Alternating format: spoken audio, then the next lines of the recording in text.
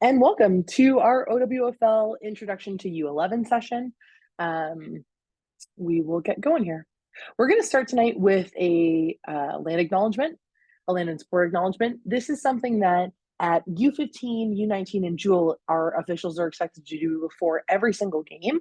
At our younger levels, our officials aren't mandated to do it, but many of them do opt to do it. So we'll start tonight this way as well. At this time, we would like to give thanks to the creator for giving us the game of lacrosse. Lacrosse is medicine to the Haudenosaunee, the people of the Longhouse, and we want to thank them for sharing this medicine with the world. We would also like to give thanks to all First Nations, Métis, and Inuit peoples as we all sit in their territories. We say thank you to the creator for giving us Mother Earth. She then gave us the tree that our sticks are made from. This is the true roots of the medicine we call lacrosse today. Thank you. And once again, I'm just going to throw in the chat here. Those questions here. We're starting tonight with the land acknowledgement, as we're going to see a little bit. Indigenous culture and history is steeped in our sport, and we're very proud to be able to play the creator's game. So very important for us to start off that way tonight. I'll just start by introducing myself. My name is Hannah Burnett. I'm the OWFL Director of Officiating. I am a internationally rated official, so I have done 3 World Cups. I'm heading into my 4th World Cup this summer in Hong Kong. And I started officiating in the OWFL in 2009. For me, it was an opportunity to earn some extra money. We used to not have OWFL games organized U19, U15, U13, U11. It used to be you might play at 8 and 4 p.m. on the same day and then come back for 2 o'clock the next day. And so being around the field that often, that's how I got into officiating. And I've been the OWFL Director of Officiating, so in charge of our OWFL officials for the last year and a half or so. I don't, however, want to sit through tonight's call and think that this is all from an official's perspective. I am very fortunate to have had a really wonderful playing career and coaching career. And so tonight I'm coming to you kind of with all 3 of those hats on, and hopefully we can start to understand the U11 game a little bit better, and the women's field lacrosse game a little bit better through all 3 of those avenues. So I started playing lacrosse in high school. I went to Sinclair Secondary in Whitby, and I played house league up until my summer between grade 11 and grade 12, when I made Blue Knights and played Team Ontario U17 that summer.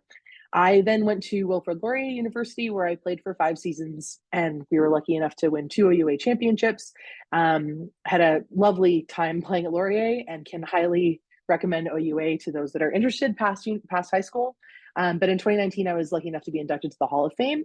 And I also had a little bit of a coaching excursion at Laurier afterwards. But for all of these things, tonight really want to take this time to introduce the OWFL, introduce the game of U11, and answer any questions that you have. My personal officiating motto and my note to all of our officials is always, no rule should be a secret. I'm really dedicated to creating resources to help foster an understanding of the game, and hopefully all the stuff we go through tonight is just one of those additional resources that helps grow the game moving forward. What we're going to try and get through tonight. So my goal is to contextualize the game of women's field lacrosse and our sport's unique history, because I know a lot of people had indicated they were coming from other versions of lacrosse, men's field or box. I do want to provide a brief overview of the OWFL and our programs that you might see around this summer. I want to introduce U11, including the modifications that are specific to this level and that will really help drive your kids' experience at this level. I want to build avenues for spectators and coaches to inform themselves and contribute to a positive environment for our athletes and officials on the field.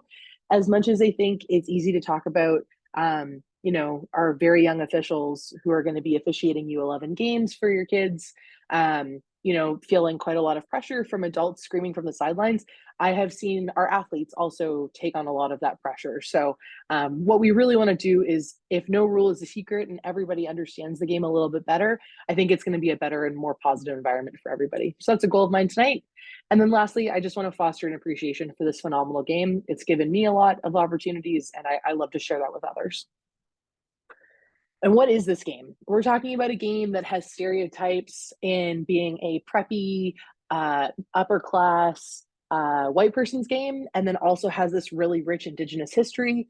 We're talking about something that's like kind of oddly British and kind of like steeped in a real like British prim and proper type of history in women's field.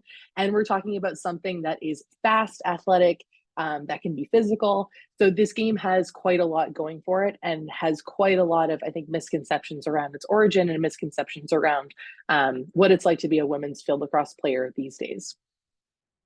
My way too compact history of our game, but to start out, Indigenous culture and community form the foundation of the game of lacrosse in all of its forms. All sectors of lacrosse come from the Indigenous game. Lacrosse is a gift from the creator to the Haudenosaunee people, and we are really grateful that they share that with us, that we get to play this game. Into the 2000s, the women's field game was arguably maybe the closest to the creator's game, or whatever that earlier version of this game might have been. It was played with no boundaries, so you literally would just have two nets and you could run out of bounds for miles, really, until 2005. And players still wear limited equipment to this day, much like the original versions of the game. Women's field as a discipline appeared in Scotland in the 1800s. It was popularized in Canada around the 1980s, and that was around the time that Team Canada had their first national program. OWFL athletes have the opportunity to compete on the international stage for Team Canada or for Team Haudenosaunee, which is the Indigenous team composed of athletes from northeastern United States and southeastern Ontario and Canada.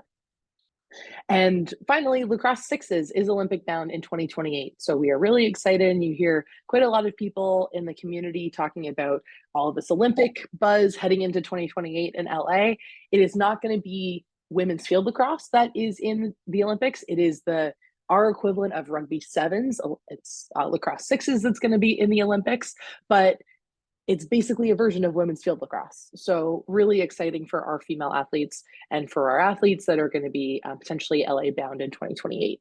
Maybe that's your kid. Women's lacrosse is going to be shortened tonight in the presentation as WLAX. It's very much our own thing. Women's field, even within the context of the Ontario Lacrosse Association, we have support, but sometimes we do feel like we're a bit of an island too. We don't want to wear more equipment. We don't want to play with box sticks. Those are two things that we hear quite frequently from people coming from other sports. Why don't you just wear equipment and just hit each other like the guys do?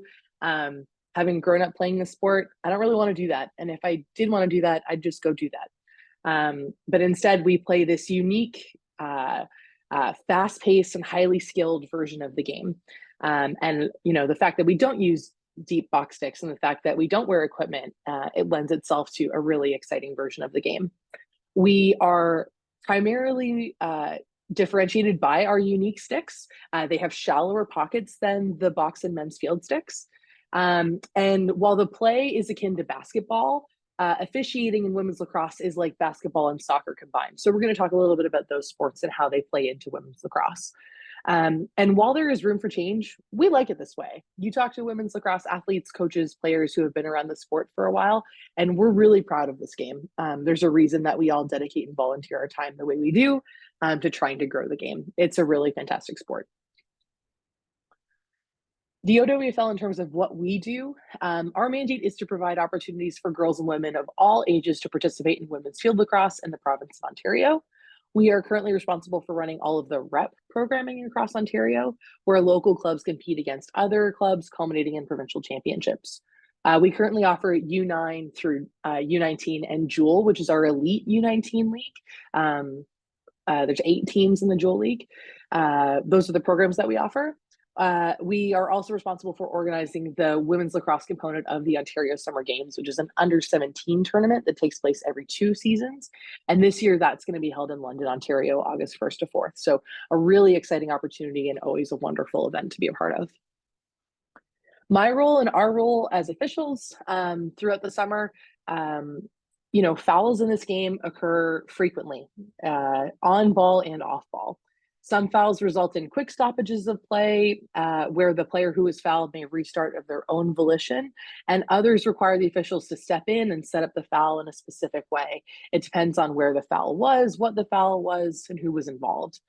Really dangerous and unsportsmanlike play can result in stoppages of time and cards being awarded, like in soccer, where a player might, be taken off the field for 2 minutes.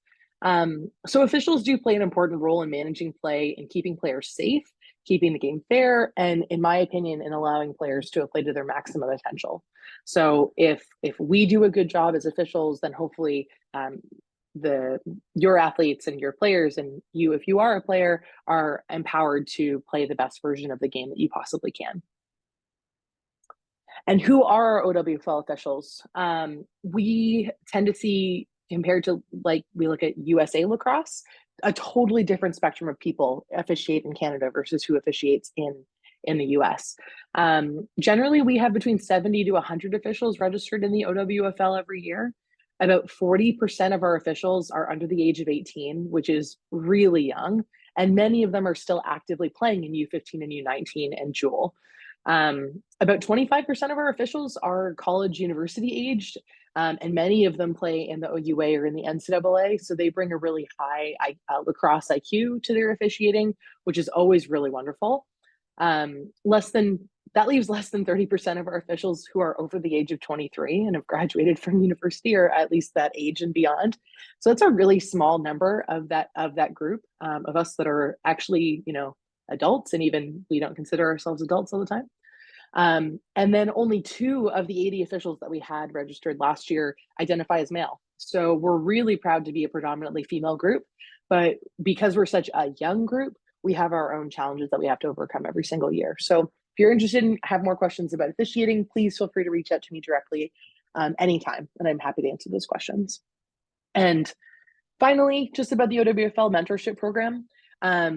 As U11 teams, you are going to see OWFL officiating mentors who are coaches, officiating coaches, working with our officials directly on the field at halftime, at quarter breaks, before and after the games. Our goal is to provide these officials with feedback that they can apply directly into the game that they're doing to try and create some consistency. But because all of these officials are so young, because a lot of them are new to officiating, we want to create an environment where they're really allowed to grow and to prosper. So at under 9, under 11, under 13, you'll see an adult sitting at the center table who is taking notes and then meeting with the officials at quarter breaks and halftime. Whereas once you get up to U15, we have officials who are going to be mentoring the officials on field, or more experienced officials mentoring the officials on the field. But they'll be sitting off the field, and they're going to be evaluating and taking notes. So it's a little bit of a more formal process as the officials get a little bit more experience. So that's it. I really want to get into it. We've got 45 minutes, hopefully, to get a really good intro to the game going. So really, let's get going. What I'm about to explain is a lot. It's a lot for a lot of people, and it's overly complicated. And this is just one of the hallmarks of our game, is that as you're going to see, we're growing, and there's maybe some growing pains. But what I want to do is try and simplify and try and really get to the gritty, good stuff that's going to help your U11 programs be more successful this summer. Bear with me through all of the overarching stuff while we get there.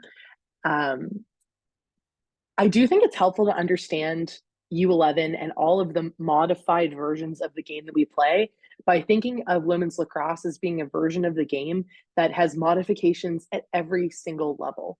So at the very highest level of the game is World Lacrosse.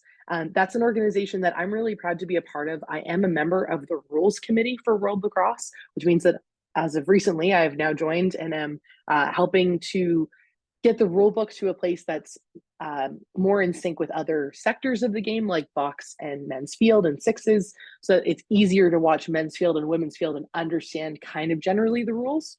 But World Lacrosse is at that top level. Lacrosse Canada then reports into World Lacrosse. The Ontario Lacrosse Association reports into Lacrosse Canada, and we report into the OLA. So the OWFL reports into the OLA.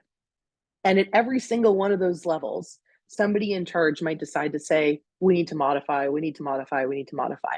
So by the time you get down to us in the OWFL, you're going to see changes every couple of years. You're going to see development-oriented rule modifications so that athletes that are developing can hopefully get a firm grasp on the game before they have to think about all of the different kind of like physical elements of the game at a higher level. Those families that travel, either with travel programs or with your OWFL clubs, a lot of you guys will head down to the US and you're going to see even different versions of this game down below the border. So in USA lacrosse, they have different versions and different rule books for high school NCAA and their women's professional league, which is called Athletes Unlimited. Really incredible, varieties of the sport. But that's three different rule books in one country. And we are working from World Lacrosse's rule book in Canada, but we have our own modifications from there. And then every other country plays different rule modifications themselves. So we're working to try and consolidate all of these things. But you're going to ask yourself why. You're going to ask, why are there so many variations? Why are there different types of fields? Why are there so many rule changes? And why do we do this to ourselves? And my short answer is that the sport is growing. The sport is still finding its identity and growing massively on the world stage. The OWFL gets bigger and bigger every year. I think we are now really close to the final version of what this game is going to be, but we're going to go through and continue to go through some growing pains. So we do appreciate your feedback, as well as your understanding. But this really is a phenomenal game. And as we will see, other variations exist for development purposes, but we really do want to bear player safety in mind and all of those other types of things that are going to hopefully help make the U11 game beneficial to the athletes at that age group. And hopefully by the end of tonight's presentation, you're just like, I get it, I understand it. And so let's go. The field on the right-hand side is our U9, U11 field. So tonight, for the purposes of this presentation, there is one rule difference between U9 and U11, and I will point it out when we get there. But that's why you're going to see U9 and U11 talked about the same way, because we have modified the games to be basically the exact same, except for one rule difference. So this is the field for U9 and U11. On the left-hand side of your screen, you can see four other types of fields. The indoor box, men's field, women's field, and sixes. And so all of them are kind of similar, they're kind of rectangular in shape. They all have a net goal circle. There's something going on at the center of the field. There's various types of lines that keep people onside, offside. So generally speaking, it's all similar. But the field on the right is inspired mostly by the sixes field and the women's lacrosse field. So you'll see a combination of those two most readily in our U11 field. Let's go through the lines. I think creating kind of an understanding of what these are termed and the terminology behind the field linings can actually help. I will say to people, I need you to go to center hash, and people don't know what that means. So we'll take some time to go through this tonight. First and foremost, we use a shared substitution box. So number one at the top of the screen there is our shared substitution area.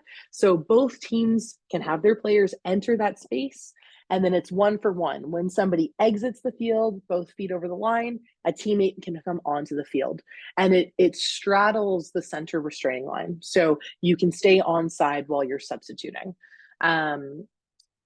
But there's lots of space in there for both teams to substitute at the same time, and subs happen on the fly in women's field lacrosse. You don't have to wait for a stoppage in play. There are also firm boundaries, so 4 boundaries, sidelines, and 2 end lines all around the field. If you step on the line, you are out of bounds. If your foot is inside the line and your stick is dangling out, that is still legal, but as soon as your foot steps on the line, or if the ball falls out of your stick out of bounds, then that's going to be a turnover to the other team.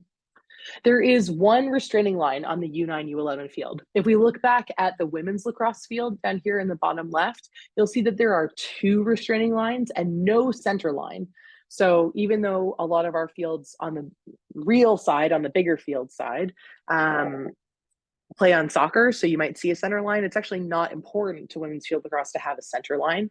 What's important is a restraining line. And this center restraining line is the onside offside line. We'll talk about that in more detail later as well. We have a center circle, which is used to give the 2 people involved in the center draw that we're going to do at the start of every quarter a little bit of space. So we set up the draw right at the center of the field, and the other players, 2 from either team, are going to be around that circle, anywhere around that circle. The rest of their teammates are going to be inside what we call the marking areas on the draw. So that's these semicircle shapes in either attacking and defending ends. That can get shortened to an MA. So if you see MA, we're usually referring to the marking area. And that colloquially also gets referred to as the fan. So if you're saying, okay, I'm inside the fan or I'm inside the marking area, we're talking about this semicircular shape.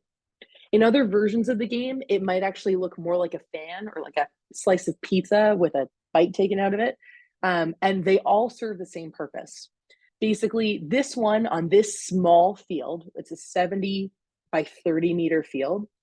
On this field, this is going to be 11 meters between the center of the goal line and anywhere along this marking area line. So it's an 11-meter marking area, an 11-meter fan. In the large real field, it's 15 meters. In the US, they still play with the old versions of the line, and they have both a 15 and an 11. They might call them the 8 and the 12, but they just measure them from a different space. They're still the same distance. So that is the marking area line. And on the marking area line, there are hash marks. So there's a center hash. The ones adjacent to the center are called the first. The next ones out are called the second hash. And the ones beyond that are the third hash. And they are 4 meters away from each other. If you're familiar with our sport at all, 4 meters is a really important designator for foul setups. So that's why these are spaced 4 meters away from each other, because that's how we're going to set up our fouls. And the marking area is there so that we have a place to restart the play from. If there's a foul anywhere within 11 meters from goal, anywhere around inside the marking area or even below, we're never going to restart play within that space. So we bump people out to the marking area line or to a hash mark, and then there's going to be a whistle start to restart the play. So that's why that line is there. Behind the goal, so this is called the goal line extended, which is the goal line just extended out to the marking area. Beneath the goal line extended, you have dots. You're never allowed to restart play within 11 meters. So if a foul occurred anywhere over here, we're going to tweet, we're going to blow our whistles, and it's going to restart at the dot. Same thing on this side. If a foul happened on this side closer to the bottom dot, we're going to blow our whistle when we see the foul, tweet, and the play is going to get set up on this dot over here, just so that we're not starting within 11 meters from a goal. The goal circle, that's number 8. So that's the goal circle. We're going to go through the goal circle rules in detail tonight. I know those are always a little bit complicated for people, but those are our field lines. So again, if there's any questions tonight, please feel free to post them in the chat, or you can unmute yourself and just holler at me. That would be great. The last place on the field that I want to discuss is the advantage flag area. So it's important in U11 for 2 reasons. You might see an official wearing a yellow flag, and that's where the flag comes from in this term. So the yellow flag they wear just around their waist. And kind of like in men's field, we don't throw our flags because I don't want to have to chase after a flag in the wind. That still strikes me as hilarious. But officials use their flag on certain fouls that occur within this red zone. So within this zone that contains the marking area, the goal circle, and the area below the goal line extended. So if we combine these 3 areas, we get the advantage flag area. And when an official sees somebody driving towards the goal on a scoring drive and they get fouled, kind of like in hockey, the official is going to put their hand up holding their flag to say, I've seen this foul, but we want to let that play out to its logical conclusion. So that's why it's called the advantage flag area. If we see a major foul occurring in this space, we can flag it, and it's going to guarantee that that shooter gets 1 clean shot off before the play restarts. The other reason why this area is important in U11 is that defensive contact is only permitted in this area. So if somebody is driving in over the restraining line, they're right about here under advantage. Outside of the marking area, the defense is not allowed to make physical contact with them. So I can't make contact body to body or with my stick to their body. But as soon as that player steps on the marking area line, they're considered in. And at that point, the defense is allowed to engage with them physically. We're going to go over what legal defense looks like and what illegal defense looks like, but that's why this area is here for U11 as well. You might not see new officials who do U11 games use their flags. It is a skill. I don't think I pulled my flag for the first 3 years that I officiated, and then when I finally did, I pulled it on the wrong type of foul. So My expectations for our officials is that they're wearing them, that they get used to them. And then when they start to get more invested in the roles and start to really like understand what an advantage can look like, what giving somebody an advantage can look like, that's when you're going to see them start to use those fouls. But for now, I just want you to know what this area, this AFA, this advantage like area is all about. If you are a returning parent or coach, you're also going to see a new line this year called the parent line. Because this field is so small, and I've talked a little bit tonight about, you know, players and athletes feeling a little bit of pressure from some very excitable fans, spectators, we need to give them a little bit of space. Everyone tends to get like on the sideline. As an official, I need to be able to run out of bounds. So this parent line is going to be 4 meters off the sideline. It's going to give officials a little bit of breathing room, but it's also going to let them get out of bounds physically to let play come towards them. And I think it's also going to help players have a little bit of relief from the, again, we love our spectators, we really do. But a small field tends to draw everybody in, and we need just a little bit of space. So please feel free to set up your chairs and all of those types of things behind the parent line. But we are asking that no spectators are behind the goals and no spectators are in front of that parent line. So let's compare.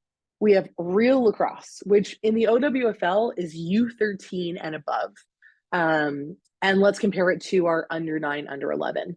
The stuff on the left, this is like the highest level of real lacrosse. So U13 actually plays like 10-minute quarters, but all of those types of differences are listed elsewhere.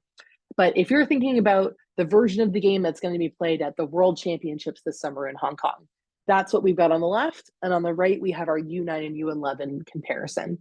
So if in real women's lacrosse, we're using a yellow rubber ball, in U9 and U11, we're using a soft pink ball.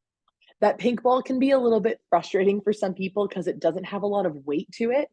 But from my experience, when you have athletes starting at this age group, by the time they're getting to U11, they have such impressive stick skills because they've had to learn how to play with such soft hands to pass and catch at this level that it really has been a positive.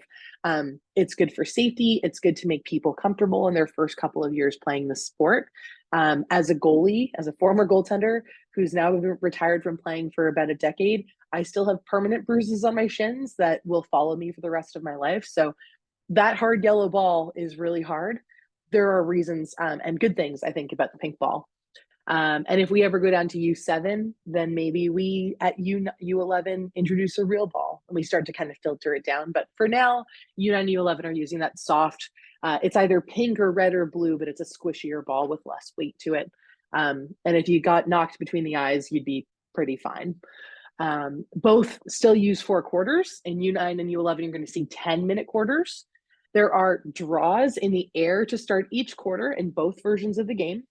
But a big difference for U11 is that we want them to play more. So instead of setting up a draw after every goal, we're going to ask goalies to clear the ball from the goal circle. So they're going to fish the ball out of the net. And like in sixes on the whistle, they're going to clear the ball out while the opposing team gives them space. Their opposing team is going to go up to the center line, touch the center line, and then they can come back to play defense. In U11, you're going to play, 7 players total per team. It's 4 attackers versus 4 defenders. They're going to hold 2 players behind the restraining line to stay onside. And you have to have a goalie in U11. So you cannot be on the field without a goalie. And then attack and defense, both in real lacrosse and in U11, are like basketball, in my opinion. You can play zone or person-to-person defense in basketball. You can do those in lacrosse as well. There's also other types of defense, like backer defense and those types of things. But U11, what you're going to see most commonly is person-to-person defense. And we have a scoring area just like they do in basketball with the key. Ours is just that marking area that we've talked about a little bit. I had a lot of questions going into tonight about player equipment, so I do want to go through this. There's very little equipment needed for our game. You do need to have a stick that is specifically legal for women's field lacrosse. I'm going to come right back to that. You also need to have a mouth guard that covers all upper level teeth, right back to the molars. The mouth guard is not supposed to be white or clear, and it's not supposed to have pictures of teeth on it. The thing that I really care about is that somebody's wearing an actual mouth guard. So unfortunately, we had a lot of people wearing a lot of retainers and being like, that's my mouth guard. It's not. So please get a colorful mouth guard that covers all of those teeth. And as of this season, as of March 1st, goggles are now mandated by the OLA. So just to give you a sense, I am going to send out this presentation, so everyone's welcome to take a look at it. This is also the OLA's ruling on goggles that's been posted to our website, the owfl.org, and it's available on the OLA's website. But just to show you what goggles look like, these are goggles. They need to be SEI certified. All of the major lacrosse brands, STX are probably going to be the most common. You might also see Nike versions. Cascade makes a version of goggles. But if they're SEI certified, they're good to go. They usually have a medal across them and like a band that you can tighten behind your head. What is not legal are these US only women's lacrosse helmets. They are not legal for international play. They are only legal in the US. And they are not permitted in the OWFL. Running shoes, turf shoes, cleats, so no metal bottoms. Baseball cleats aren't a great option, but depending on the playing service and depending on the player preference, whatever running shoes or cleats are most comfortable for your kid. And then close fitting gloves are optional. I think they've kind of gone a little bit out of vogue for most players, but you can see players wearing almost like a batting glove or like a golf glove. Maybe if it's raining or something like that, those are legal. Coming back to sticks. So sticks and pockets must be legal for women's field lacrosse specifically. So common brands include Gate, STX, Brine, String King, Harrow, and most of the vendors that you're going to see around Ontario. So we have the ILA in Six Nations. We have Hogtown in downtown Toronto. We have the Toronto Rock Shop in Oakville. We have the Lac Shack in Pickering. Lots of great options around Southern Ontario. And they're going to be, at this point, pretty good about selling sticks that are legal for women's field lacrosse.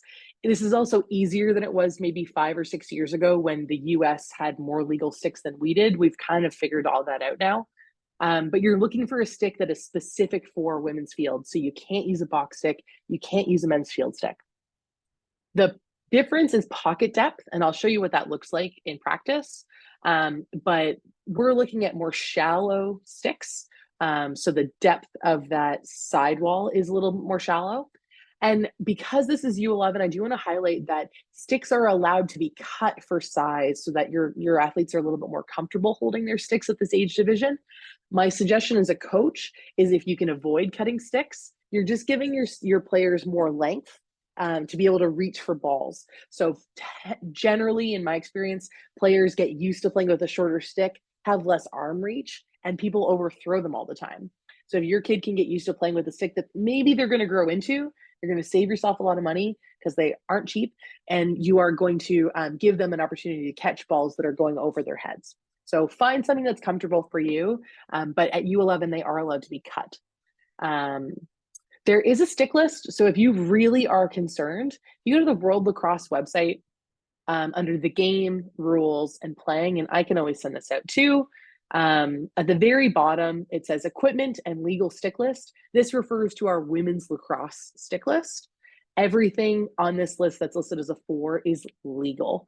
So, if you're like, is the Gate Air 2 legal? Okay, well, we can look up, is the Gate Air 2 legal? Let's see, Gate Air 2. It's not on here yet, so it hasn't been approved, but I don't think it's for sale yet anyways. Maybe that wasn't a great example because I should probably have done that.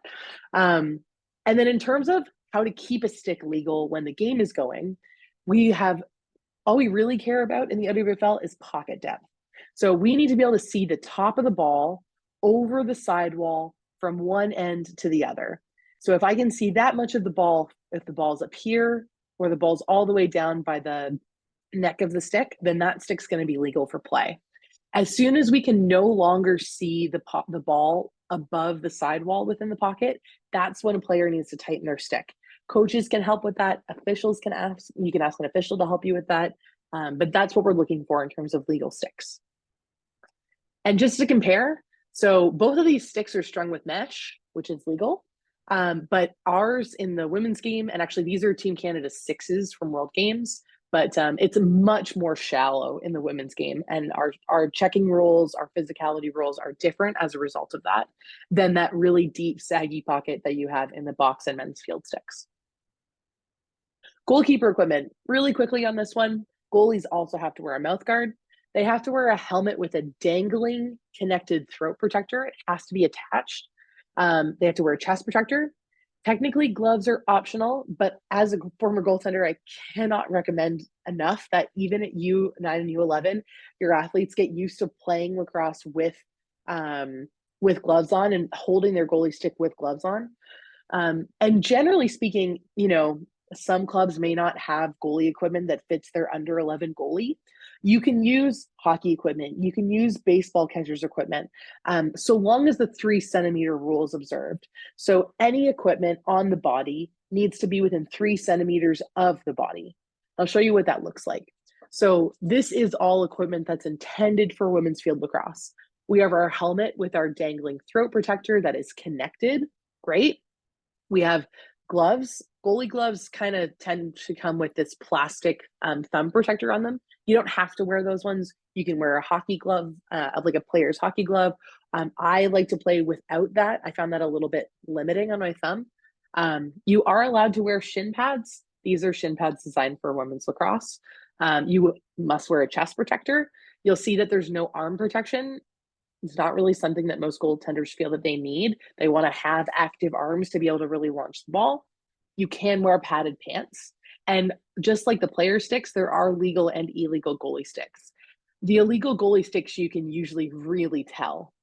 And then here's some box equipment. And these items would not be legal for women's field lacrosse goaltending because they do not satisfy the 3 centimeter rule. So these would be much too much coverage and be too much of a disadvantage to the attacking team if the goalie's wearing this much padding. So what you want to do is try to help your U11 goaltender find a mix between being comfortable in the cage, so they're not afraid to take shots, but you also want them to be protected. Let me know if you have any other questions about that. We can talk about that a little bit more offline. And then before we get into the rules, I just want to highlight some resources that are going to maybe help contextualize where we're coming from tonight. So if you visit our website, OWFL officials or owfl.org/officials, any of the resources I've created in the last 18 months, they've all been posted there. So I'll just show you that website. Here's the owfl.org, click on officials. And if you go down to rules and modifications, all of the mods are posted right here. There's also more resources posted within the handbook that is specifically for our officials, but it's public, anyone's welcome to take a look. But the U11 modifications can be found right there. You can also find a rule modification summary. So the rule modification summary shows all of our different divisions and the international rule book and shows you where the rules have been modified. This is every modification we've implemented in the OWFL. And if this is a little much, or if you really don't care about the other divisions, you can just look at the U11 specific page. This has a lot more detail on it. This looks like it's a lot. As you'll notice, we're going to go through it tonight. Hopefully it's not as daunting as this one pager looks, but if you're looking for a clarification on a rule, this is a great place to start. So those are the rule mod docs. The last thing, if you're a coach on the call tonight, I want to flag is that I have drafted some common questions from coaches, things like, when can I call a timeout? How can I ask for an opponent's stick to be checked to see if it's legal or not? Those questions I posted, I think on the website, common questions from coaches right there. So please feel free to visit the website to download that document as well. And it's going to be hyperlinked in this presentation when I send the presentation out. Into the rules. So let's dive head in. There are turnovers in women's lacrosse when the ball's just going to change a possession without there being a foul. And then there's 4 types of fouls. So we're going to go through those 5 categories. There are restraining line fouls, which is a player being onside or offside. There are goal circle violations, which involve a player violating a rule around the goal circle or the crease. There are minor fouls, and most minor fouls are going to be about like fairness. And then major fouls, and that last category is generally speaking going to be about safety, player safety. And with exceptions, fouls are served by moving 4 meters behind the person you fouled or 4 meters to the side of the person you fouled, and then play restarts from there. So we'll get through that in detail. U11, let's start with change of possession instances, because this is actually more important, I would say, than in real lacrosse. And here's where that one difference between U9 and U11 is going to come up. So if somebody steps on the boundary, that's going to be a turnover. If you step on the sideline or if you step on the end line, tweet, ball's going to go the other direction. It's going to go to the closest player on the other team to start play. If the ball, however, is shot and the ball starts to go out of bounds, when it crosses the line, you're going to hear the official yell shot, and whoever is closest to the ball when the ball crosses the line is entitled to the ball and will restart with the ball. So that's why in women's lacrosse, you're going to see players chase shots. Whoever is closest, and if it's 2 people running equidistant, but somebody sticks their stick out, it's going to be that player that gets the ball back. So it's really exciting in our game to watch players chase the ball out of bounds on a shot only. The other change of possession instances in U11 have to do with teams needing to catch a pass before they can shoot. Now, this is to try and get teams thinking about passing and catching. You always, at these levels of play, have some stronger players than others, and we don't want to see one player dominate everybody else on the other team, particularly if there's not a given matchup. So that's why the one pass rule has been implemented. In U9, you only have to attempt an overhand pass. In U11, you actually have to catch at least one pass in the attacking area, which is the attacking side of the center line. I want to look at that rule in more depth. So I'm going to go to our U11 modifications, and let's zoom in here a little bit. So the very, very bottom of the screen here, one pass rule. So one pass from an overhand throw must be caught in the offensive end of the field before an attacking team may shoot or score a goal. The ball is live off of a rebound. So if I shoot, the goalie makes a save, and I get my own rebound, that pass still is effective. I can shoot again right away until there's a change of possession. You're going to see the officials mark this visually. So as soon as a team catches that one pass in the offensive end, so it can be launched from the defensive end and caught in the offensive end, or attacking end to attacking end pass catch, you're going to see the official put one hand in the air. They're going to hold that hand up to tell all the players on the field that they are allowed to go to goal until there is a change of possession. We've talked about clearing that marking area. So if there's a foul inside that space, we're going to go over the shooting space foul. So let's say there's a shooting space foul inside the marking area.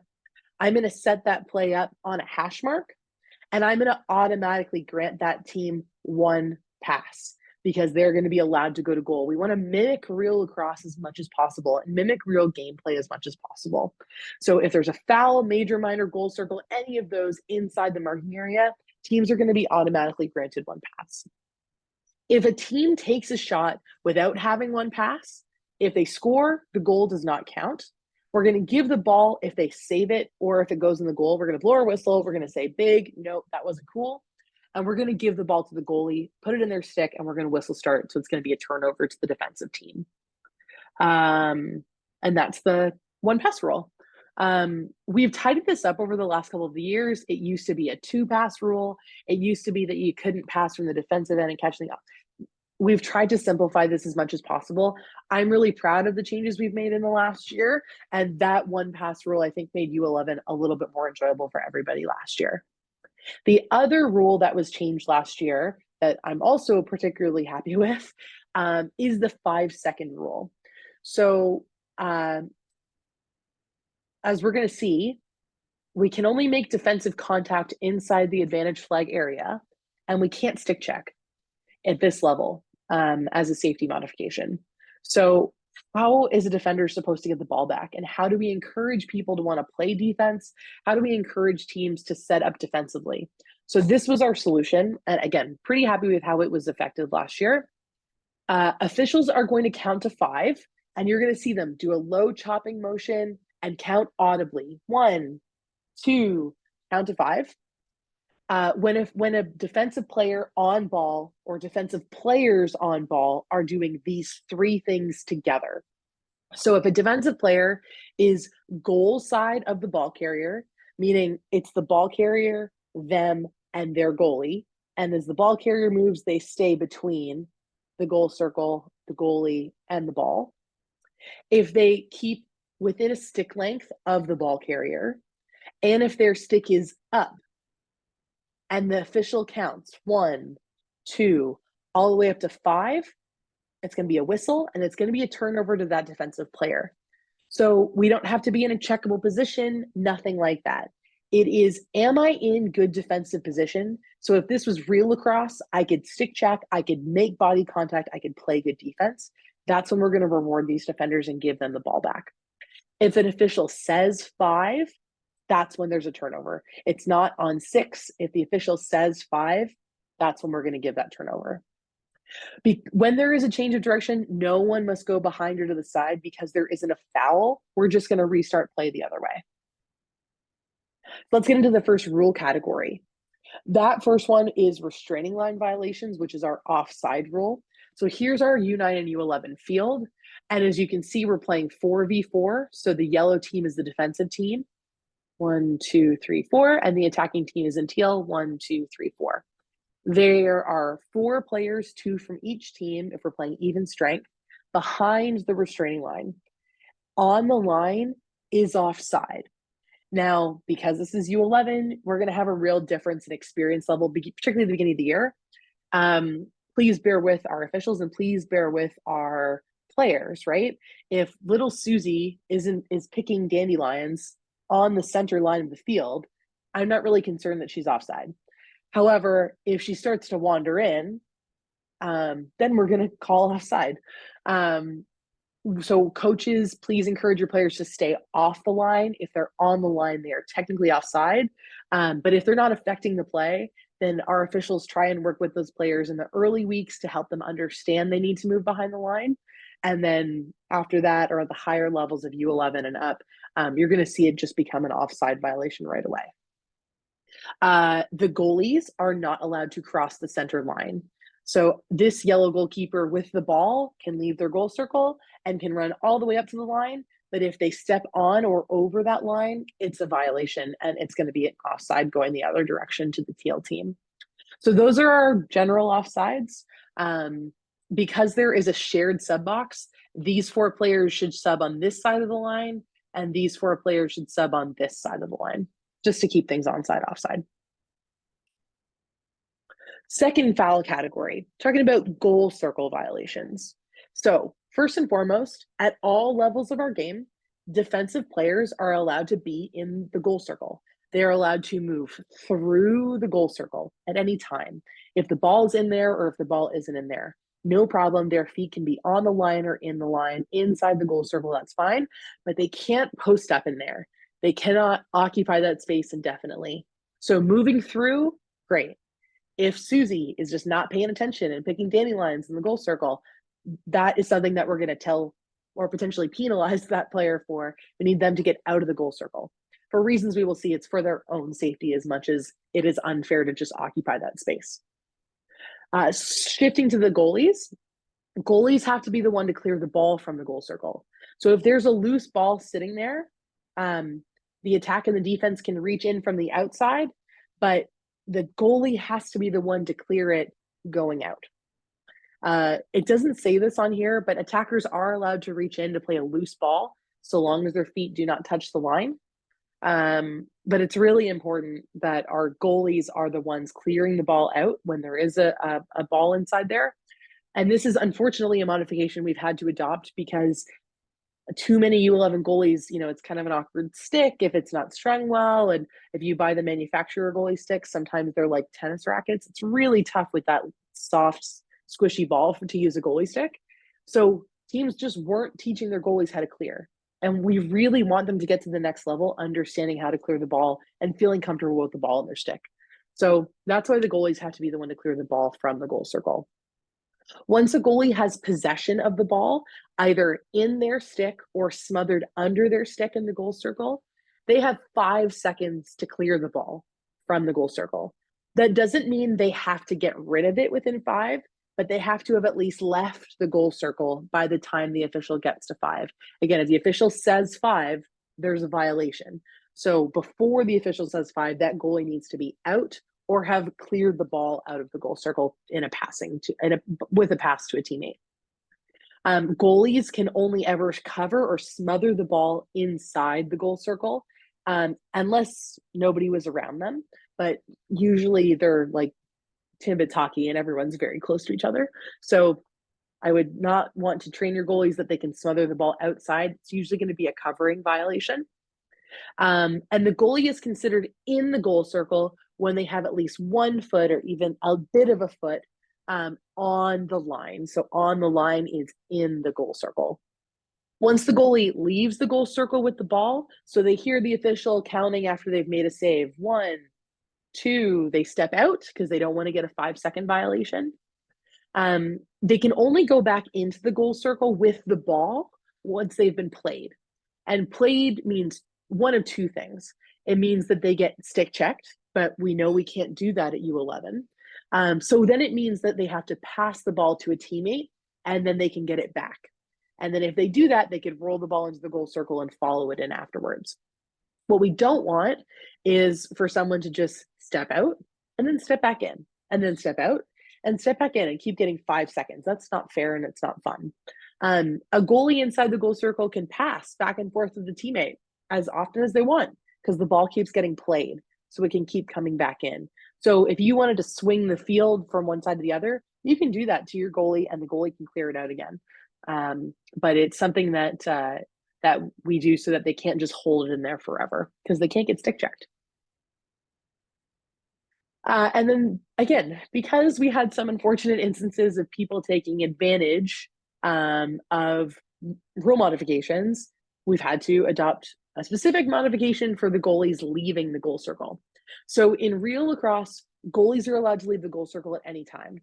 When I was a goalie, I loved leaving my goal circle to play defense, to chase after ground balls, to go for interceptions. It was absolutely my bread and butter. It was my favorite part of my game. But in U9, because there is a passing rule and teams are not allowed to shoot right away, teams were unfairly using their goalies to play woman up defense or man up defense, person up defense before teams had their one pass. So as a result of that, this is the compromise we've come up with. And again, something I'm particularly proud of, I think worked out pretty well last season. Here is the goalie leaving the goal circle rule. So when the attacking team has the ball and the goalie leaves the goal circle, the attacking team is automatically going to be granted their one pass to shoot and score.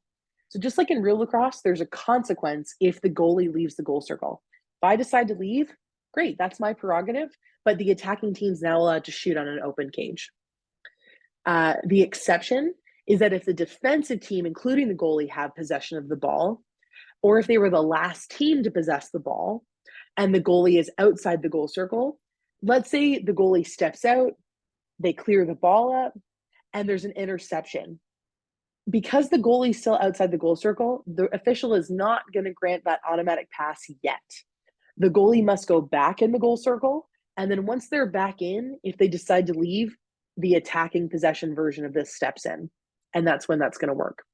The goalie must return to the goal circle following a turnover. So if I make if I throw an interception as the goalie and then I go play defense on that player, it's a goal circle violation.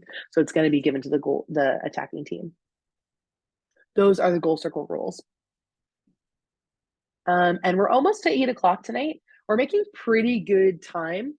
At this point, I think we'll probably be done by 10 after. So if you do have to leave, I totally understand. But if you do want to stick around to the end, please feel free.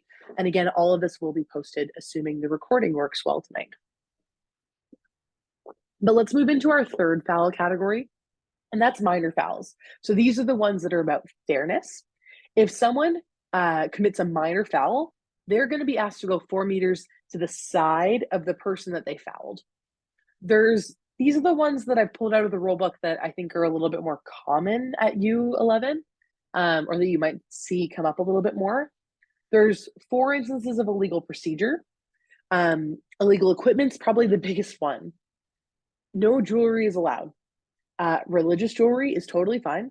Please just let the officials know, hey, this bracelet is religious. That's why I'm wearing it. Or, wedding rings are fine, but that's not a problem for our U11 players, thank God. But no jewelry is permitted. Taping jewelry is not allowed.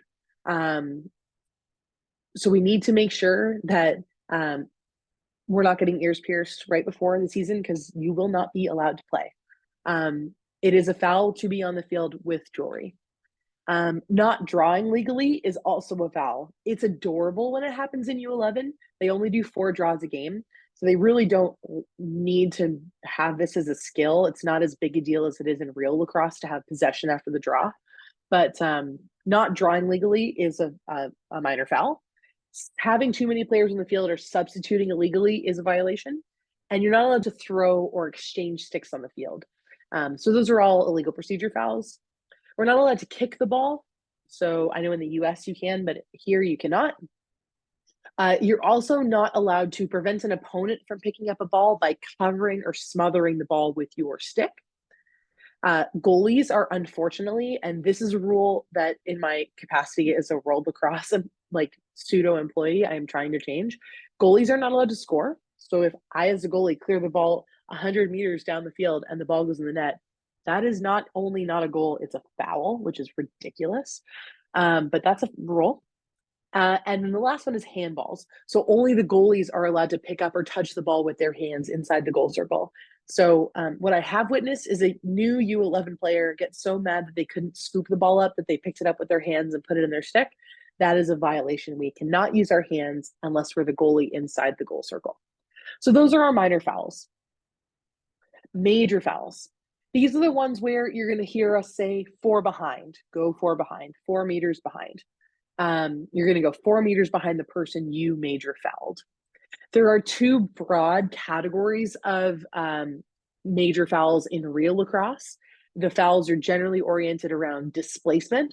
So think about women's lacrosse as a physical game in that there is contact. Contact is permitted, even in U11 in a particular area of the field, in that advantage flag area. So when is contact legal is when there is no displacement. So if I have 2 defensive and attacking players going 50-50, I make contact against an attacker and we're riding down the field together. Pardon me. In real lacrosse, that's totally legal. When somebody, however, takes that 50-50 and it becomes 60-40 or 70-30 or 100-0, that's when there's going to be a foul. And you'll see push fouls, you'll see charging, blocking, illegal picks. Those are all those displacement fouls. We're illegally taking space away from somebody else. It can be dangerous, it can be not dangerous, but displacing somebody is a foul. There are also fouls oriented around unsafe checking practices. Again, no stick checking is permitted in U11, so it's not something we need to worry about. But what that does do is that when there are empty stick checks or held stick checks, in real lacrosse, those would usually be minor fouls. In U11, they are upgraded to majors.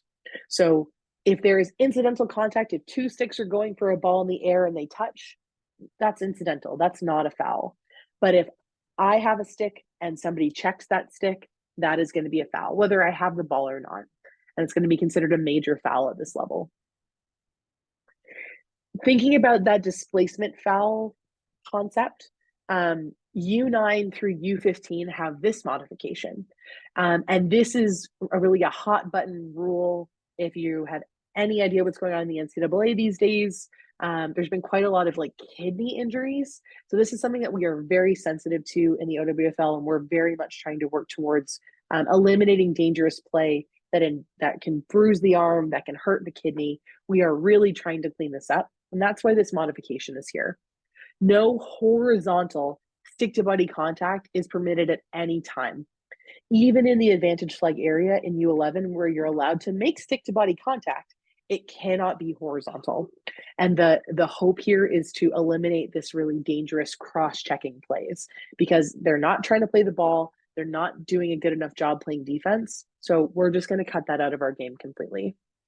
The intent is to eliminate the middle shaft between two hands from either big cross check or repeated contact, because that can injure. And if not injure, it can hurt. People got sharp knuckles, like it hurts. So we want to protect your kids.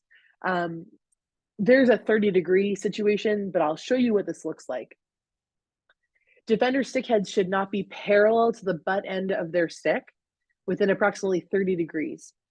What we're looking for is 45 to 90 degrees, right? We want the sticks to be up, because if sticks are up for 5 seconds, defense gets the ball back.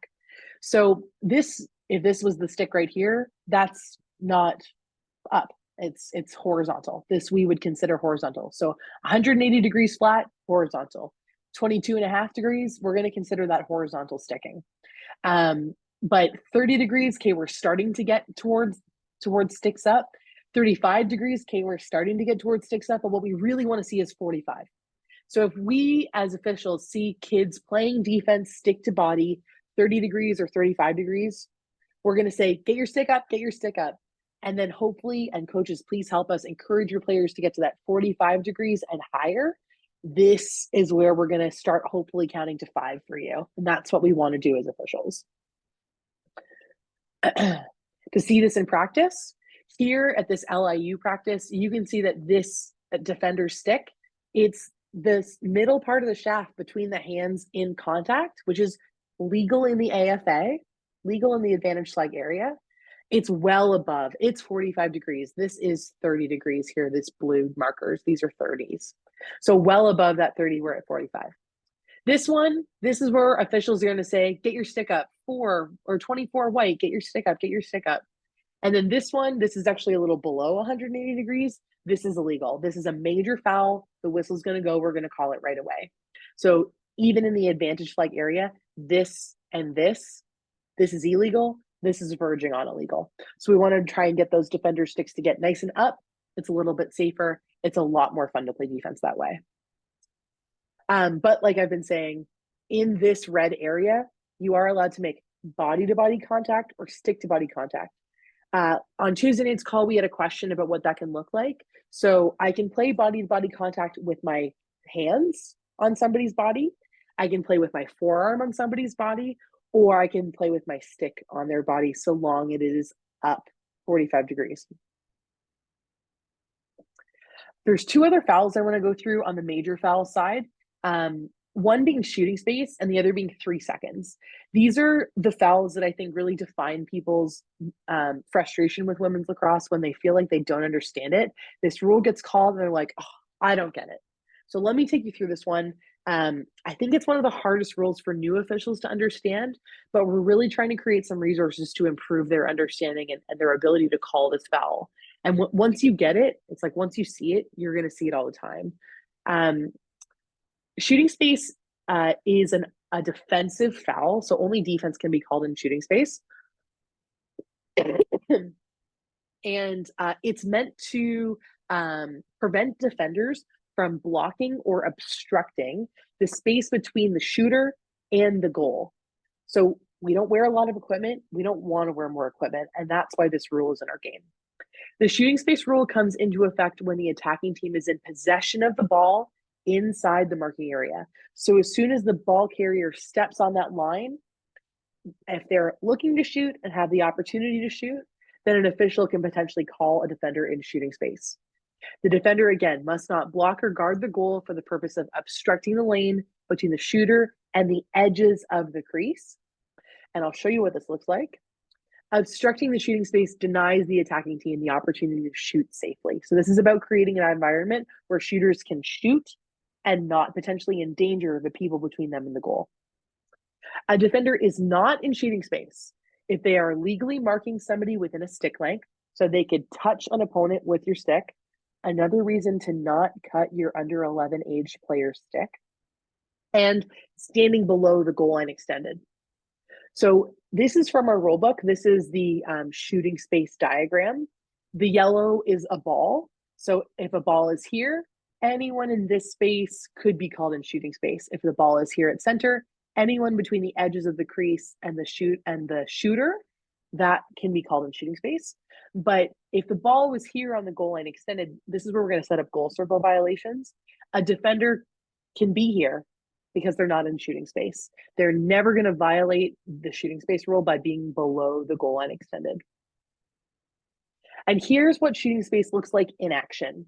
So this is a screenshot from a video that I'm going to be posting to our YouTube page. I'm just trying to finalize the videos, but it'll be on our YouTube page within the next week. And this is Team USA playing Team Canada. This is the US shooter, and this is a Canadian defender. The shooter definitely has space to shoot. They wouldn't be endangering these close defenders that are within stick length, but this shooter is completely between them and the goalie, them and the edges of the goal circle. They're obstructing that space to goal. So this is shooting space.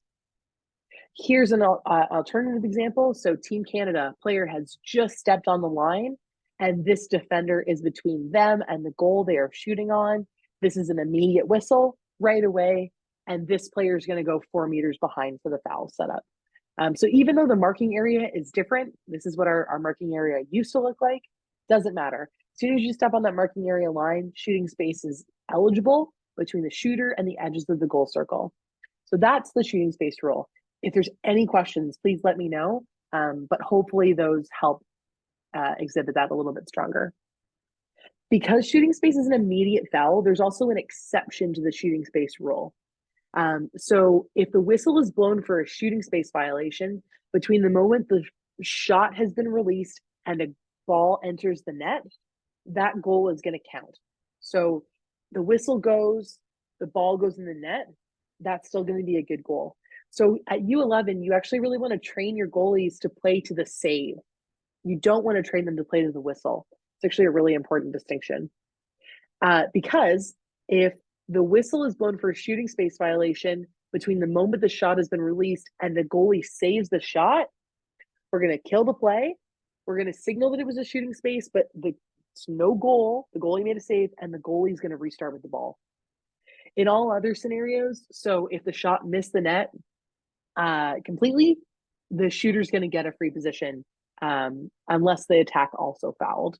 And an attacker can foul on a shot by propelling the ball into a group or towards people. So long as the attack doesn't dangerously propel the ball, then they're going to get their shot set up. So that's the shooting space exception. 3 seconds is related to shooting space, and it's about illegally taking up space within the marking area and kind of preventing the attacking team from scoring. It takes effect when the attacking team crosses the ball over the restraining line, which for U11 is the center line. A defender must not remain in the marking area for more than 3 seconds unless they are marking an opponent within a stick length. So just like in basketball, you have to be marked up when you're inside that space if you want to stay inside that space. And a defender who is marking somebody behind the goal circle is allowed to be in the marking area. They're legally defending that person. They're not in 3 seconds. They'll often say, I've got behind, I'm on the person behind, because we don't always train them to chase behind the goal circle, but they are not exempt from shooting space. So if we go back to our example, let's pretend that this shooter isn't here, but let's pretend that this number 3 white attacker is behind the goal circle. This player would not be in 3 seconds. They're responsible for the player behind. But then if the ball got passed up here to that white teammate, this would still be shooting space. So that's how that rule is going to work. And if this player is in shooting space this badly, they're probably also in 3 seconds because they're not anywhere close to defending any of the nearest 2 attacking players in white. Same with our other example. This player, how long have they been in there? Probably 3 seconds because they're well away from their nearest red players who they could potentially be guarding inside the marking area. The last fouls I want to talk about are subsections of major fouls. There are 2 types of cards that a player can receive, so similar to soccer. And when you receive these cards, you're asked to leave the field for a period of time. If you get a yellow card, that's going to be a player's first card of the game. And that is a 2-minute foul. After 2 minutes, they're welcome to come back into the game. If a player gets a second yellow card foul, then they're going to be shown a yellow-red card. And as soon as they're shown a red card, they're out of the game for good. So they can come in the next game, but they have earned some points towards their points total, which you can read more about on our website. And that's a 5-minute violation to the team. The team's going to be down for 5 minutes. If a player does something that is abhorrent, that is just has no place in our game, they're going to receive a red card, and that's a 10-minute violation, which is a whole quarter of play in U11 for really reprehensible stuff. And that can be somebody's first or second card. From that point, they are expelled. They are not allowed back in the game. Teams must play down for the entire duration for a card. So unlike hockey, if you score when you have a penalty, or when you're on a power play, you know it's releasable. Not in women's lacrosse. So if I check somebody in the head, which is a mandatory card, I'm going to be off the field for 2 minutes. And if the defensive team scores against my team, I still have to serve the rest of my foul off the field. There are 4 mandatory cards: checking somebody in the head, swiping somebody, which is a really reckless and uncontrolled stick check. Doesn't happen a lot in U11 because we don't have stick checking. Dangerous follow through, shooting or passing and following through with your stick onto the body of somebody else. Or, like I mentioned earlier, dangerous propelling, which is where a shooter or passer propels the ball into a group of people towards somebody, and it's dangerous, can potentially endanger them. There's also an official's ability to use discretionary cards. So I can upgrade major fouls to cards. Pardon me. The most common one is that cross-checking somebody on the back or in the neck. Those are going to be upgraded to yellow cards. Repeatedly major fouling. So if you commit the same major foul over and over and over again, an official can decide to upgrade that to a card. And misconduct. Misconduct can be a straight red. It can be a yellow card, depending on the official's discretion. But those are for things like inappropriate language, for swearing at somebody, for derogatory language, for hitting somebody with your stick, just things that are not appropriate in our game. And the last thing tonight, self-start. So over the last couple of years, if you've been around, players can now start the play after they are fouled by their own volition, and that's known as self-starting the ball. When a player is fouled outside of the advantage flag area, generally speaking, they're allowed to self-start, restarting the play on their own without a subsequent whistle. It just keeps things going faster. There are, however, 4 times where a player may not self-start. If the clock is stopped, if there's an illegal draw, if the play is offside, and any fouls occurring in the advantage flag area. At all of those instances, we have to wait for the official to restart play. You'll hear the official say, wait for the whistle, wait for the whistle. We'll point at our whistles, really try and get their attention. And if your players don't know if they're allowed to self-start or not, please just have them ask, can I self-start? Okay, and then they'll go. And those 4 instances, you're not allowed to self-start because we have to get the ball, we have to reset somebody. That's why you're not allowed to self-start them. But in those 4 instances, they have to wait for the whistle to restart. So we've made it through. Thank you so much for sticking around a little bit later tonight. I really appreciate it. Our goals tonight, again, were to provide a brief overview of the game and our history, brief overview of the OWFL and our programs, introduce U11 and our rule modifications, help you guys contribute to a positive environment for your athletes and your officials, and hopefully foster an appreciation for this phenomenal game. My request to you is that we did not cover every foul, we did not cover every game concept, and we did not cover every exception. So please know that there were exceptions to things that I said tonight. I say to our officials, if you're going to tell somebody Hannah said, please make sure I actually said it. Refer back to this presentation. Please feel free to refer to the documents online or to this presentation document, the slide deck, and know that I'm a student of the game too. I have my hands in things at all different levels of our game, but I make mistakes, and I'm here to just try and help inform our community, and hopefully empowering you guys to have enjoyable, fun seasons this summer, where your athletes can really play to their best potential. So I thank you for your time. Hopefully you are feeling like you just totally get this game now. This is us. We are zen with the game of women's field lacrosse. If there's any additional questions, I'd be happy to stay on. Chris, I appreciate your note. Thank you. And I'm happy to stay on for a couple more minutes if anybody has any questions, but otherwise you're welcome to go. And thanks again for your time tonight.